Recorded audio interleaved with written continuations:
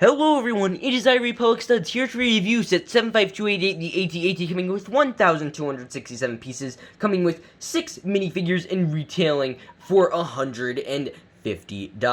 Now here's the front of the box. Obviously there's the 40th anniversary of the Empire Strikes Back, as well as a depiction of the Battle of Hoth, as well as some, just nice wall paintings, as well as a featuring of all of the minifigures. On the back, you will also notice a brief description of all the play features, as well as a little battle going on, showing you how, you play with your AT-AT. First up, we have General Veers. He comes with his nice little printing on his torso, as well as on his back. He also gets a back printing, as well as some printing on his very nice helmet, which is very underrated mold, by the way. Next up, we have the AT-AT Walker pilots. These are very common figures that have come out before. These obviously, guys, comes with all their nice little printing and tubing around. We can also flip him around. He also comes with his nice back printing, and he comes, if you take off his helmet, with a nice head printing, and there's also 2 of him, so he also comes with this head printing. Next up, you also get 2 snowtroopers in this set, and let me just say, they are absolutely amazing. It comes with both front printing and back printing. Obviously, all this great little detailing of the Vader's fist. There is this head print as well as this head print, so nothing too incredibly special. They feel very Imperial and generic to me personally. Now let's move into the next figure, and it is Luke Skywalker. He comes with his lightsaber, his grenade or thermal detonator, as well as all of his nice printing. This set came out recently in Luke's X-Wing fighter, and it comes with 1 head print, I believe. Nope, it is 2 head prints. We get 2 head prints on this Luke Skywalker. Very nice. Let's move into the build. But first off, we have 2 very nice builds. We have a speeder and an E-Web turret. The speeder is very nice. As you will see, there's little foot pedals for him to step on, technically, even though it doesn't really work. There's also a nice grill piece and a back piece. So if you want to have General Veers chill on back here, you probably can. It's a little awkward, but yeah, it's a great little build. I also love it on both sides. There's a little horn here, and it sits on the ground perfectly. You'd ride it up, and I'll show you the little feature that is with later.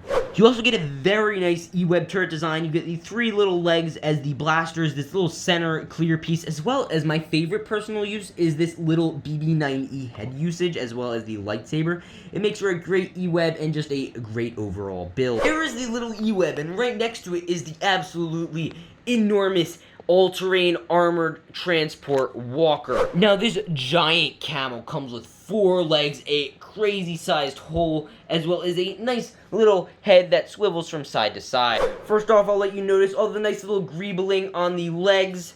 You will even notice on the interior there's a little cable that holds them together. There's also the way you can move these legs. You can have him walk forward. You could have this knee move forward, but you have to have a conjuncting knee moving backwards or something along those lines. It's really a difficult process. I had to make my camera so much taller for this, but here is the walker itself.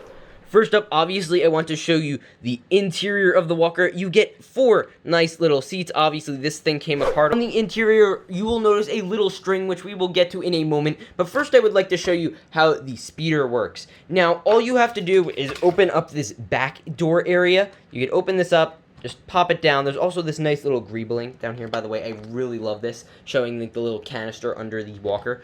Now, all you have to do is just take the little speeder, and it just slides right on in. That's why the megaphone's in there, I believe. And there it is. It's already in there. You close it up.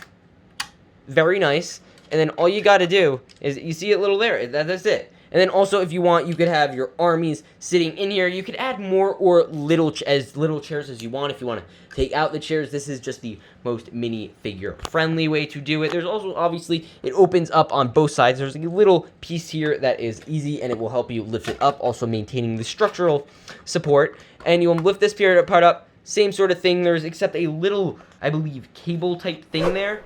Now, I am personally under the impression that this is for this right here, the E-Web turret. Just because, that just made the most sense to me, and I don't know where else to put it. Obviously, all you have to do after that is slide it back down. It obviously looks a lot taller than you'd think it would be. Now, let's move to the head. Now, the head is a very menacing piece of structure. Now, first off, I love the way they did the visor. It's much better than previous versions. There's also the 2 turrets, which look very nice. And it just shot me. It literally just shot me. There you can see the little neck build. And all you have to do to shoot it off is just shoot it like that. Okay, now this is a very difficult shot to get, but yes, you'll see a nice little slide off in terms of the little command center. You'd slide that off right nice and easy, and I will pull this forward a little bit and try to get a better angle.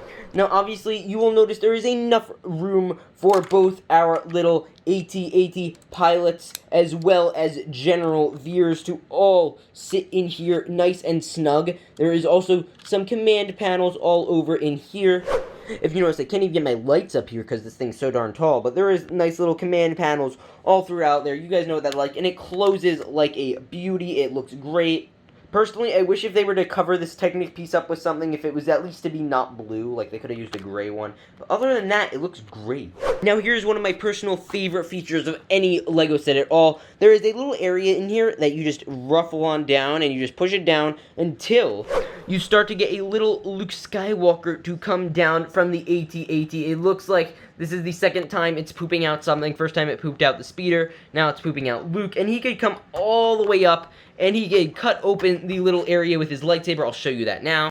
There is indeed a little panel, I believe, right here. Let me just get that, and it basically, you just pull it, he cuts it open, he throws it, and then he jumps down from here, and then he blows up the AT-AT. This was certainly a fun build, probably one of the most exciting builds I've ever done in LEGO Star Wars. The AT-AT is obviously one of the most iconic Star Wars ships to have ever walked the planet, and it is absolute must pick up if you're a LEGO Star Wars fan, or even just a Star Wars fan. This is a great thing to get. It is a great model. It looks just like the AT-AT. It has great playability, great features all around. It comes with great little speeder, great minifigures, and for a 40th anniversary of The Empire Strikes Back, it's just an overall amazing set. And I think the $150 price point is absolutely fair for 1,267 pieces and 6 minifigures. I think the figure selection looks great. It's nothing special, but it's certainly great. And I think this set's an easy 9.5 out of 10. The only problem I'd fault it with is in terms of when you're trying to reposition the legs, it gets very difficult and very annoying.